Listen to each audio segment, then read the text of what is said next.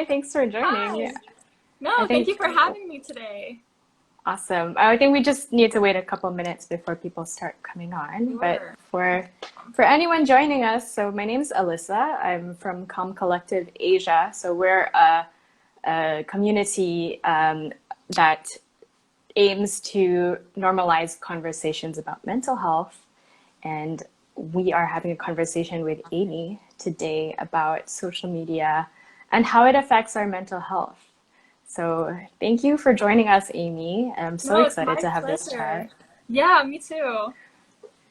All right, we're just waiting for a few more people to come on, but I see everyone is coming on. Hi, guys. Thanks for Hey. joining. Yeah, so I think everyone knows that, you're a model. You were one of the finalists at Asia's Next Top Model, Cycle hmm 3, but not Yeah. everyone knows that you actually have a background in psychology. Yeah. So I just graduated from university last July. Um, and yeah, so I spent the last 3 years of my life studying and understanding psychology, mental health. So yeah, it's been a really big part of my life. Something I'm really passionate about. Yeah. What made you interested in studying psychology, actually? Um, well, since I was in high school, I kind of always found like the mind really fascinating. And so that really inspired me to go on to studying psychology in university, and being surrounded by all these leaders in psychology field really inspired me to do something more with it after I graduated. And so that's why I'm here today. I'm hoping to use my platform that I'm very lucky to have through modeling to speak more about mental health and let people know that it is totally normal. It is something that should be spoken about more, especially in Asia. Absolutely. And I know that you're quite vocal as well. You post a lot about mental health, and that's such a Mm-hmm. great thing that you're using your platform. All Thanks. right. So, for anyone who joined us a little bit late, so we're going to be talking about how social media affects mental health. I'm here hmm with Aimee Cheng-Bradshaw. So, maybe as a first question, what's your take on whether social media is good or bad for mental health? That is a really loaded question. We can take it Because, in pieces. yeah, so the thing with social media is because, it's such a ubiquitous, part of our life. Like almost everyone uses social media nowadays. It's so difficult to escape. So I think whether or not social media is good or bad for your mental health really depends on how you are using it. And also, it's hard to say, like, how can you quantify whether social media is good or bad if you're looking at Instagram photos for 5 hours versus news on Twitter for 5 hours? It's hard to tell what's good or bad. So it really comes down to the content that you're absorbing on Instagram or Twitter or Facebook, whatever social media. Yeah. So yeah, so I think there is potential for social media to be used in a bad way, which will very obviously negatively affect your mental health. But it also has really good potential to be something that is nurturing, something that, can help you grow as a person, help you reach wider platforms, talk about, important causes, share stories, connect with, certain communities that you might not necessarily be able to meet face to face. There is a lot of, positive potential in social media. So it's not something that should be demonized. And I think a lot of people, maybe because it's relatively new, Instagram only came out less than a decade ago, if I'm not wrong, maybe like around a decade ago. So it's still quite new. So it's easy to demonize something that we don't really fully understand. So yeah. What's your relationship like with social media? I mean, it is part of your job, right? But Yeah. also, it is your platform. Yeah. So it is a part of my job. So in a way, it is, um, it's not something that I can necessarily have the opportunity to step back from because it is so important in modeling. In a way, it acts like an online portfolio. But what I have learned to do, especially when I was in university and I was really, engaging with mental health and all this kind of stuff, I managed to kind of shift my focus on social media to be something that is more positive. So I will totally admit, when I first started using social media, I was following all sorts of people who were like, fitness goals, body goals. And so, through seeing all these like amazing photos, it's very natural to have, the feeling that, you don't match up to however they look. You want to compare yourself to them. It is totally a completely like normal response to seeing photos like that. So what I started doing when I was in university was I stopped following accounts that were goals that, weren't what I was.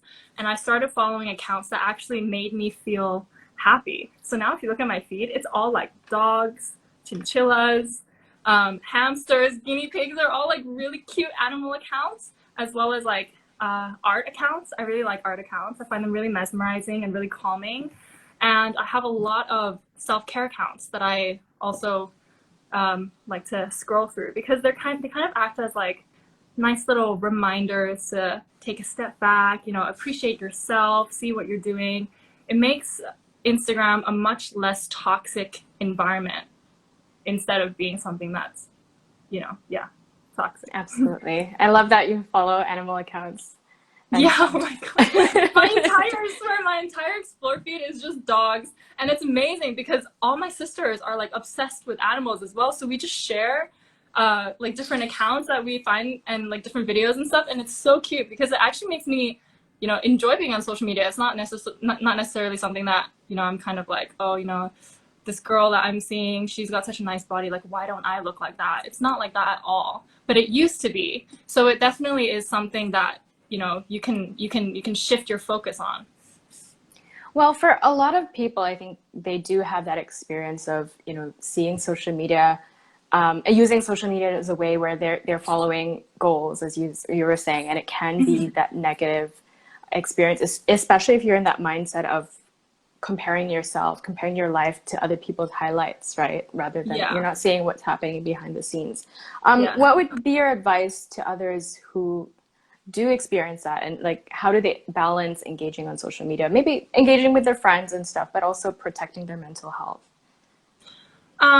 Well, balancing social media with mental health definitely comes, I feel like the content that you see has one of the most important things that you should be focusing on. So yeah, it goes back to what I was saying before. You should saturate your feed with content that is helpful to you, content that you're not going to be comparing yourself to. But at the same time, you should realize, like, even if you were to, it's totally fine to follow accounts that are goals, that's completely fine. But it becomes a problem when those become the only accounts that you see, and that starts to lead to, lower self-esteem, feelings of depression, feelings of inadequacy. That's when you need to kind of recognize that those are the feelings that you are feeling, take a step back, and realize that, that shouldn't be the only things that you should be exposing yourself to on social media. And so for me, what I found to be really helpful was actually practicing meditation, because it really taught me to, and I know it sounds like really intense, like a lot of people find meditation, they don't think that it's, for them, because it's just sitting in a room for like 10 minutes and you're totally quiet. It's not always like that. But what I did find really helpful was being able to absorb content without any judgment. So that was one of the things that I found to be kind of a surprising way of applying meditation to real life. Because when I would see, like, for example, a photo of this girl who looks absolutely beautiful, I would just say, yeah, she looks really, really good. And then I would just stop there. It wouldn't always go on to be like, she looks really, really good, but why don't I look like her? Or she looks really good. What is she doing that I'm not doing that makes me not look like that when I take photos? So meditation is definitely something that I would recommend. How do you get from like meditation practice to actually getting to that place where you're not comparing yourself, or you're removing judgment? Like, could you just take us through? It happened one day. Honestly, I don't even know how it happened. I started doing this like 30-day meditation program on one of my absolute favorite apps. It's called the Calm app. So for anyone watching, I totally recommend it. You should definitely check it out. They have a free trial.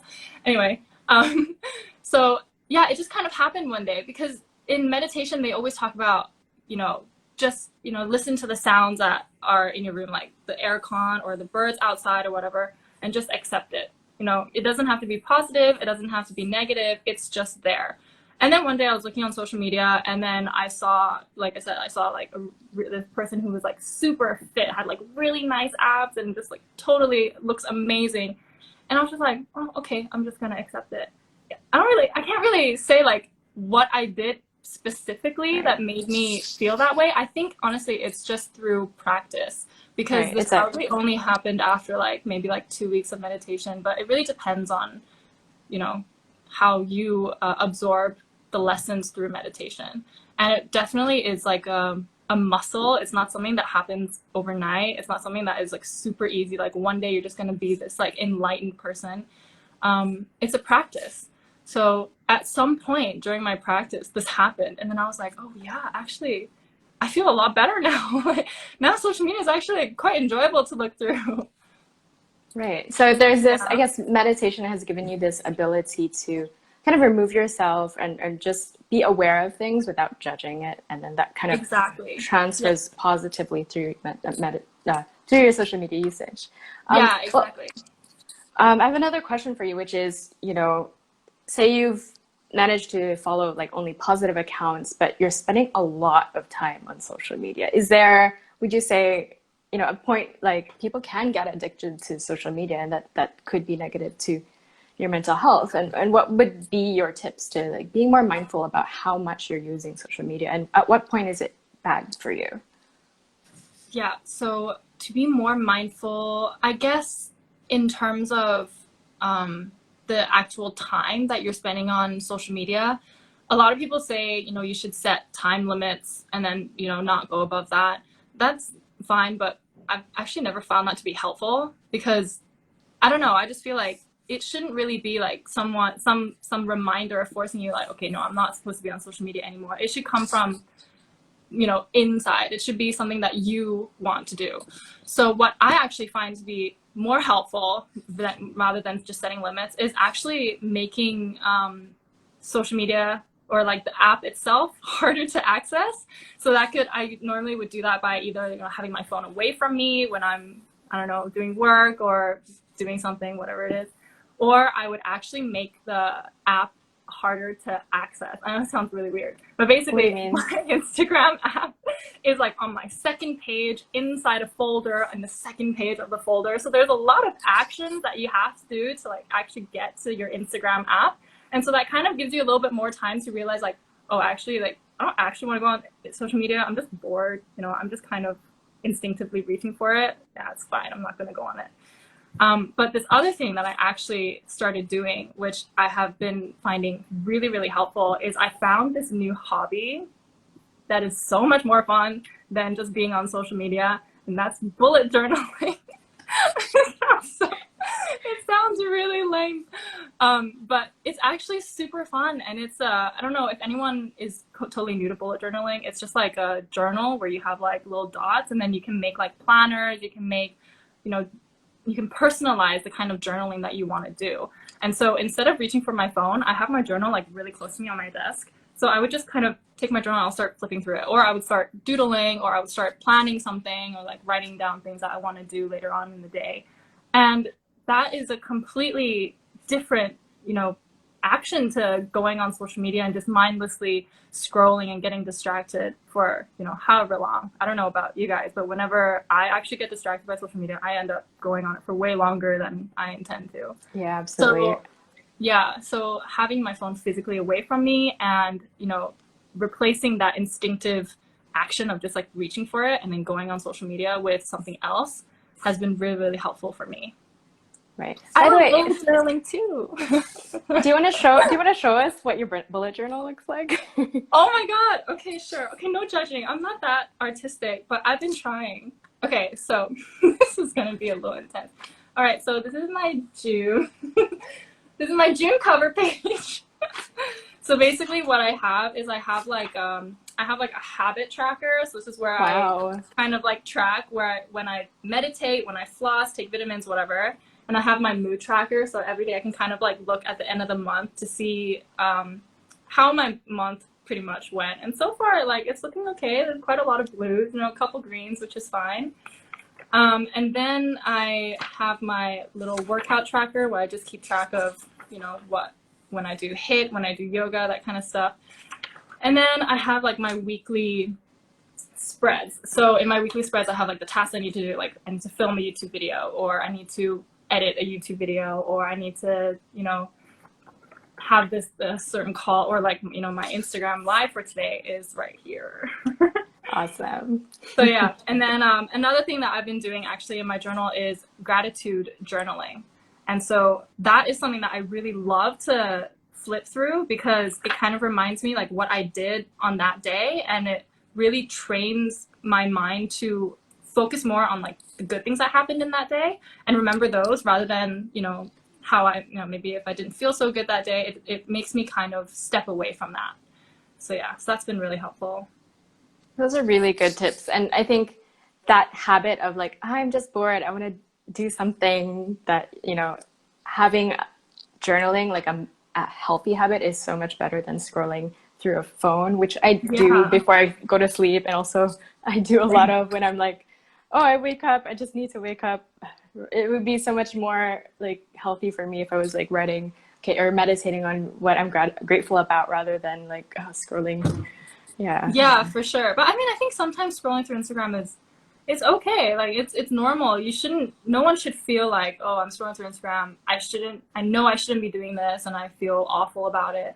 You shouldn't feel like that at all. Like it's totally normal as long as you know um as long as you make sure it's not, replacing something else in your life. Like replacing actual real life social interactions or Right. replacing, a chance for you to like sit down and really reflect on your day, which is something that I mean, gratitude journaling is really something that I only recently started doing. I started doing it in, I think, March when I had this, like, I had to do a stay home notice because I came in close contact with someone on my plane. Ooh, So I had a lot of time to myself. So I was like, you know what? This can easily be a very horrible experience. So I'm just going to sit down and, like, every day I'm going to write down three good things that happened. It could be like a workout that I really enjoyed, or, I called my sister during dinner, like really small things.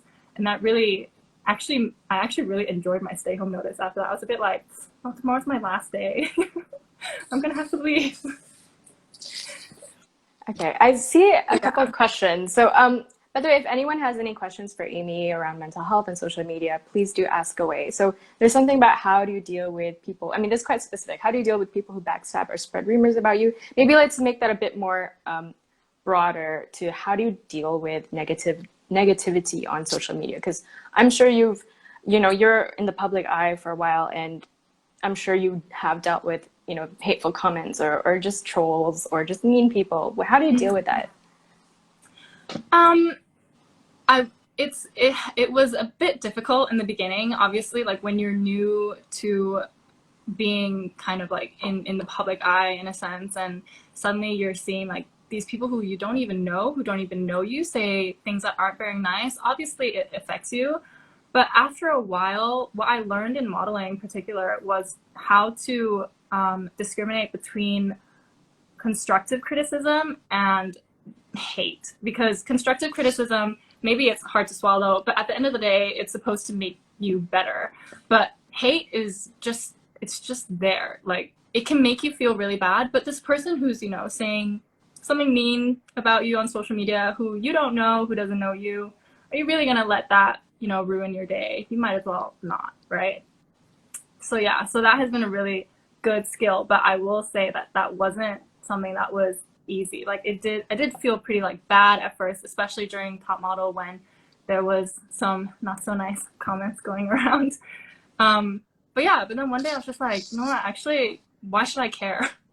Why should I care what you say when I'm happy? I like what my life is. I like how I look. If you don't, sorry, don't look at my photos. Did you ever have to like take a break from social media from the negativity of it, or did you just, get through, get to that place of positivity through your own, like working through it your own self? I definitely have wanted to just step away from social media for a not a really long time, but yeah, for like a certain amount of time. But it's actually really it's not really possible for me because so much of my work depends on social media these days, especially now during the circuit breaker when pretty much everything is online. So I didn't actually end up taking any breaks from social media, but what I did find to be helpful was, like my real life friendships. I would talk to my friends about it. I would say like, oh, actually, this person commented on, my photo and I feel pretty sad. They said this. And then my friends would help ground me. My friends, my sister in particular, they would help ground me, and they're like, "Who is this person? Do you even know them?" I'm like, "No." They're like, "Oh, okay. So why do you care?" I'm like, "Yeah, actually, why do I care? I shouldn't." So yeah, so real life interactions definitely uh, cannot overtake in social media interactions. I don't know if that makes any sense. But yeah, it was Yeah, really no, helpful. real It life was is really still helpful best. to have people in real life to kind of talk me through it and like, yeah, keep me grounded and not so um, into social media. Right. So, did you ever kind of look at this topic of social media and how it affects the mental health in like when you were studying? I did. I actually wrote a paper about it. But it was something a little bit different. So the paper that I wrote in my final year was about whether or not people are addicted to social media. And it was actually one of my favorite courseworks. It was super interesting because we got to choose like whatever we wanted to choose. And of course I chose social media because it's such a big part of my life and my work. And yeah, it was interesting to see that actually there are a lot of people who have um, who feel very reliant on social media in a way that it seems as if they are addictive. But I mean, if you look at it from a very pragmatic view, there's not a lot of evidence as yet because it's still quite new. But I'm like, there's like no experts are denying the fact that social media can be problematic. And so, yeah, that's why I want to try to make it try to teach people how to make social media a more positive environment rather than something that they feel like, they're addicted to, they have to, have all these accounts that make them feel not so good. Yeah. Yeah. Um, who are some of those accounts that you think are actually quite positive that you follow? If you could just Oh, share. I did a post about it a few days ago. Let me see if I can pull it up. There were a lot of self-care accounts that I love looking through. Let me find it. One sec. Okay. So while you're looking for it, just in case anyone has kind of joined us more recently, so I'm Alyssa from Com Collective. So we just started Com Collective during the circuit breaker because we realized a lot of people were struggling with mental health, especially with the COVID-19 pandemic, and we've been creating conversations around mental health and kind of trying to normalize conversations around mental health, especially in Asia. Yeah, so we're here with Aimee today, just talking about how social media is impacting our mental health. I mean, you've given some really great tips, and in case people like missed it in the beginning, I'll just take them through some of the top tips that you've given. One is, follow accounts that give you positivity. So you're talking Hmm. about animal accounts, Yeah. um, people, self-care accounts, and you're also talking about making it a little bit harder to access Yeah. Instagram. I love that tip. Just hiding it in a folder, just so that you don't, keep going to it as a reflex, and Yes. you're being more mindful about your usage. And then I think the biggest one is about, comparison is a big thing that a lot of people deal with, and Hmm. with social media. If wow, my friends are traveling to the amazing destination and I can't go anywhere, or Yeah. I don't have the money for it. Um, Yeah. just working on yourself in terms of being more accepting of where you are, who you Yeah. are, and getting really grounded. And you're talking about meditation as one way that helped you get there, and Yeah. journaling and introspecting, kind of allowing you to just be grateful for what your life is, and then no matter if you see beautiful pictures, you can appreciate them and without judgment. And I Yeah. think we had a question that came up as well. Yeah, a lot of people struggle with comparison in social media. So yeah, those are just some of the tips that Aimee has shared with us today. Hmm. So I'll let you, if you, who are some of the accounts that you found are really quite positive? Right. So one of my favorite accounts is the Happy Sloth Club. I just love the name as well. It's so cute. Yeah. Another one I really like is Self Care is a Priority. Sunny Bloom Inspiration, Just Girl Project. These are all really, really great accounts that they make their posts like really artistic, and it's just like nice to see. And then also they have really great content about taking care of yourself, learning not to live life too fast and like immediately pass judgment, to kind of like take a breath, slow down, and see that actually there is no point in compare. I wouldn't say there's no point, but you don't have to. But I can totally link these again in my story afterwards if you guys want to take a look. I really, really, really love these accounts. So if you guys feel like making your feed a little bit happier, a little bit more colorful, please go ahead and check them out. I definitely would recommend that. Absolutely. And then I guess, yeah, there's following the positive accounts, making your experience more positive. But have you ever had to kind of like unfollow or mute or block like certain accounts? Of course. And I think there should be no shame in muting certain accounts that aren't necessarily right for you in that particular point of time. Like I can understand why people would maybe feel insulted. I don't know how they would find out, but if they did find out and they were like, why did you mute me? Or why do you mute certain accounts that, you shouldn't really, yeah, I don't know. But yeah, I definitely mute some accounts that I find to be maybe a little bit too negative. I know there was at one point, especially when the pandemic was just starting, I was seeing all these really horrible, like comments and like posts about, Chinese people eating bats and whatnot. And like, I mean, I'm Chinese. My mom is originally from Shanghai. And so, I mean, obviously, like, if I'm trying to make social media a place that, is kind of, is supposed to be like a nice place, it's supposed to be a place that kind of distracts me from, the stresses of life, I obviously don't want to see that. So that is something that I definitely started to mute. And I was just like, what, I don't want that. I don't want to see that right now. So I'm just going to turn that off for a bit. And then obviously later on, when I calm down a little bit, I'll unmute. So yeah, there's absolutely no shame in muting accounts or posts that you find is not helpful for you, for sure. Right. So I want to talk a little bit about like stats. Like, I know social media is obviously a big part of your job, and to that, like, brands will work with you, and brands work with influencers depending on how many followers you have, right? So how do you balance, I need to have this many followers for my job, but also make it not negative for your mental health? Or is that something you deal with? I don't know. I don't really spend a lot of time worrying too much about numbers. I would say yeah, I mean, like I said before, social media used to be a pretty toxic place for me. So of course I was like really worried about like, oh, why didn't this post do well? Or like, why did this post do so much better than that one? Like, why are people unfollowing me? Blah, blah, blah. But maybe it's through university, maybe it's through maturing, I don't know. But at some point I was just like, I kind of like I don't really have the energy to care so much about that anymore. Like, there are so many more important things that I want to, make it part of my social media.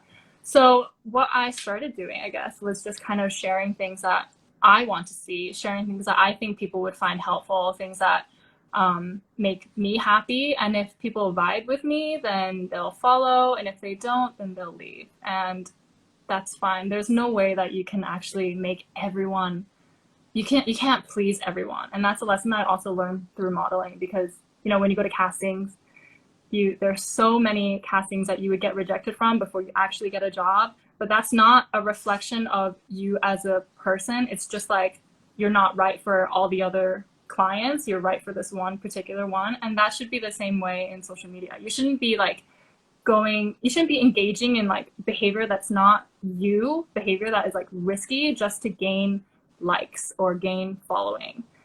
So yeah. But it's true, like, it is a big part of my job. So that is something that every now and then it might become a little bit less balanced, but I try to, through my journaling, through, my sisters, my friends, I try to take a step back and kind of rebalance that whenever that does happen.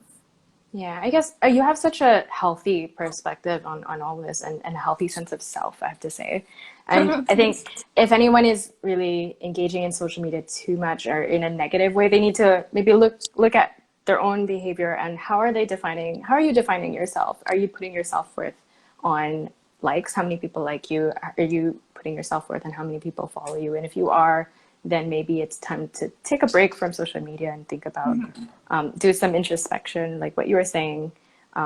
What makes you you? What makes you happy? If it's not social media, maybe something has to change, right? Yeah, yeah, exactly.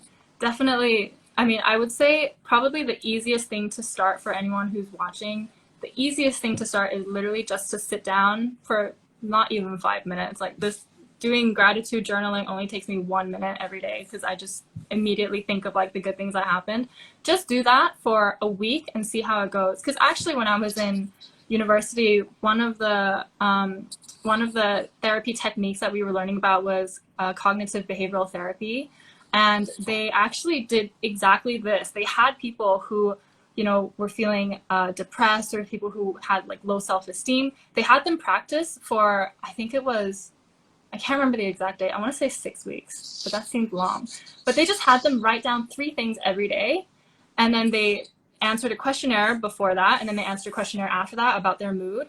And everyone had felt instant, like so much better about themselves. And so for actually, I think for more, maybe like 70% of the participants who were actually in the study, they ended up doing this for like 6 months onwards because they just liked, they enjoyed this activity at the end of the day so much. So that's so easy. Like it's so accessible. You just, all you need is a pen and a piece of paper and just like think what good thing happened today. You know, I went to the market with my mom, or like something small. I ate a mango. That kind of stuff just instantly at the end of the day makes you feel so much better. So yeah, definitely recommend doing that. That's great to hear because I mean, given that we've been locked down, or now we're not locked down, but we were locked down for like 3 months, right? And it can be hard to think like, oh, what's good about this? Yeah, I know. I'm not doing anything. But for you to say like, oh, I ate a mango, that's enough to be grateful for. That's so important. Yeah, exactly. So, I mean, sometimes I find that 3 things is like not enough, but I actually find that there's actually a lot more. Like when I got really into like this kind of gratitude journaling, I started to be able to identify the good things that happened a lot easier. Not saying it was like difficult before, but nowadays I'm just like immediately I know what was the good thing that happened, what were 3 good things that happened today. And I really feel like since doing that, it has really made me a much more positive and happy and like relaxed person rather than going to bed thinking like, oh, you know, I'm so sad, my Instagram, you know, my post didn't do well today. I'm like, you know, today I got to see my boyfriend in phase 2. It's a really good day. You know, we went out and had sushi. So yeah, training your mind to be able to better identify what good things happened really has a lasting effect. So yeah, definitely do that. I Right. really recommend it. Yeah. By the way, for anyone watching, if you have any questions for Aimee, please do, yeah, type it in the comments or ask in the questions below. Um, we've answered most of them. I did see one about, you know, can social media help your mental health be better? Do you have anything to say about that? Can social media make your mental health better? Yeah. Is that the question? Yeah. Yeah, definitely, for sure. It can, I mean, yeah, like I said before, if you like just follow the accounts that make you feel better, make you feel more happy, that definitely has an effect on how you feel. It actually is really nice to have like these little reminders throughout the day to, you know, make sure you're taking care of yourself. You know, you are worthy, you are beautiful, that kind of stuff. I know it sounds a little strange when I say it, but when I see it on my feed, I'm just like I feel actually quite really good when I read it. But I mean, that being said, I also don't think that social media should be an outlet for people who really are struggling with depression or loneliness or anxiety. And that's kind of what I want to really get across today, is for whoever is watching to know that it is absolutely okay to ask for help. It is absolutely nothing to be ashamed about. It is actually super normal, like with the common mental disorder like depression, anxiety, all of that is called common for a reason, because a lot of people experience it. But it's just that people don't want to talk about it, so it makes it seem like it's like a very stigmatized topic. It shouldn't be something that you should be feeling, you know, oh, you're just thinking this, you should just stop. Like, no, actually it is totally fine to reach out for help. And if you feel, I mean, I know during the circuit breaker, you weren't always able to have access to, seeing a therapist in person, but there are a lot of apps that can help you. And as a first step, I would for sure suggest meditation. And if you find that, you still want to actually go and speak to somebody about it, then definitely go and ask for help. It is so okay. It is so normal. So yeah. I absolutely agree with you. And I think it's a good reminder as well. Instagram is not therapy. Even if you do follow therapists and they are teaching you a lot of, I've learned a lot actually about psychology and mental health by following a lot of therapists. And I'm like, oh, that's a great framework. I can definitely take to in my life, but it's not therapy. And you shouldn't actually, I mean, if you really have something that you want to talk to with a professional, you should seek out. There's a lot of mental health professionals in Asia, wherever you guys are. Do look up like, usually there's Samaritans. Samaritans would be, one of the helplines. Here in Singapore, you can call them up. They are very helpful. There's also, here in Singapore, you have Singapore Association of Mental Health. They offer free counseling. And that's not an exhaustive list. There's a whole bunch more if you just check Google. But yeah, remember that, professional will always help you with your specific issues that you're dealing with, and it's absolutely okay to ask for help, as Aimee said. Yeah, for sure. And I mean, another really great thing with the fact that everyone is so connected, everyone's got a phone, everyone is able to get apps and all that, is the fact that there are a lot of apps. If you feel uncomfortable, like you feel uncomfortable actually going to see someone in person, there are a lot of apps that have that are able to connect you with people who can give you help with licensed therapists, psychologists, through this app. And it's so easy to access because all you do is you're just like a text away. You can have a phone call or however it is that you would find it helpful. So I just feel like more people should know that it's fine, that there are different streams that you can access help if you really do need it. But yeah, exactly like you said, like Instagram is definitely not a therapist. And if you do need help, you should definitely, it is totally fine to seek help. Yeah. So I'm saying something about, is it okay to be unproductive? We covered it a bit in the beginning, but maybe for anyone who didn't see that, is it okay to be unproductive on, say, Instagram or Facebook? Like, at what point is that okay or unhealthy? You mean like scrolling through Instagram too much so that you're unproductive?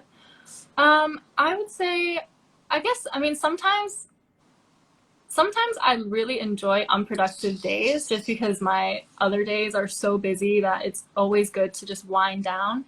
So it really goes back to the kind of content that you're absorbing. So if you're being unproductive, but you're not on social media in a negative way, that's fine. That's totally fine. There are some days where I just kind of like, also, I'm super tired, I'm super lazy, and I just kind of scroll through for a little bit longer than I normally would. And it's okay. Like, that's also something that I was saying with meditation. Like, it shouldn't be something that you judge yourself on as well. Yeah. Okay. Yeah, that definitely answers the question. I think it's okay to rest. I think we do also live in a society where people think you need to be productive all the time and we need to be our best selves all the time. And whatever, there's like articles and stuff online, which is like, how do you be your most productive self? How do you be your best self all the time? And honestly, no one can be your best self 100% of the time. And we are a human. Yeah, exactly. And especially during the circuit breaker, so many people were talking about, now that we have all this time, we're gonna work out, we're gonna do this, we're gonna, learn a new language and, clean the whole house, declutter everything, like do all this kind of stuff. But actually, especially now when we're going through a pandemic, this is kind of like this is a very unusual time. And so you don't have to, it's not necessary to be completely productive during this time. It is okay to just, chill. It's okay to take a step back and just relax for a bit because it is a very stressful time that we're living in. So I think more people, I mean, now that we're starting to open up, I think life is kind of going back to normal. But before, it was actually a little bit there were a lot of people who were saying like, oh, you should be productive. Now's the time to be productive. But actually, I disagree with that. I think it's fine to be unproductive sometimes. Yeah. And how were you during the whole like circuit breaker lockdown? Like, what did you do to help your mental health during that time? Well, I spent a lot of time with family. I mean, I'm sure a lot of people did. But yeah, I mean, I kind of had a nice little schedule. Actually, I have like a little quarantine schedule in my bullet Wow. journal of my ideal day is what I called it. So basically, in the morning, I would do a workout with my sister and my mom, and it was really nice, like work out all together. Then we could like motivate each other, and it was a good way to like start the day and also kind of get you out of bed because, I mean, I don't know about whoever is watching, but if I just don't set an alarm, I could probably sleep for like forever. So it's nice that my sister was like, Aimee, it's 9 a.m. Wake up, like let's go work out, and I'll be like, oh, okay, okay. So that was a good start to the day, and then yeah, then like during the afternoon, I would have time for myself. I would do my bullet journal. I would maybe do a bit of research for my YouTube, or just kind of take it easy. And then in the evening, we always had family movie night, which is something that we haven't had in like years because since we stopped being children, we've all gotten very, very busy, and I'm always out of the country, so I rarely get this time to like sit down and be with my family. So that was what I was up to for the vast majority of the circuit breaker. It Awesome. was That nice. sounds amazing. Yeah, Like I actually really enjoyed it. a movie literally every night?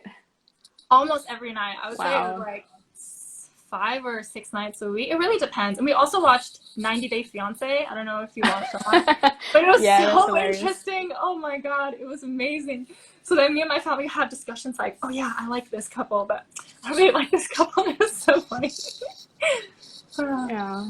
That's great to hear that, I mean, you have a supportive family, and I think that's so important to even cultivating like a healthy sense of mental health, right? To have Mhm. a positive community around you. Mhm. So we just have about like 5 minutes left. If anyone has Mhm. any questions, please do reach out and ask in the comments down below.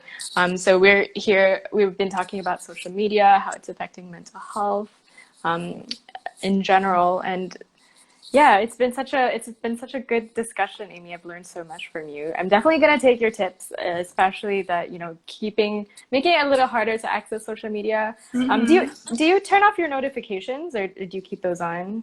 Yeah, I don't have my notifications on for any of my social media.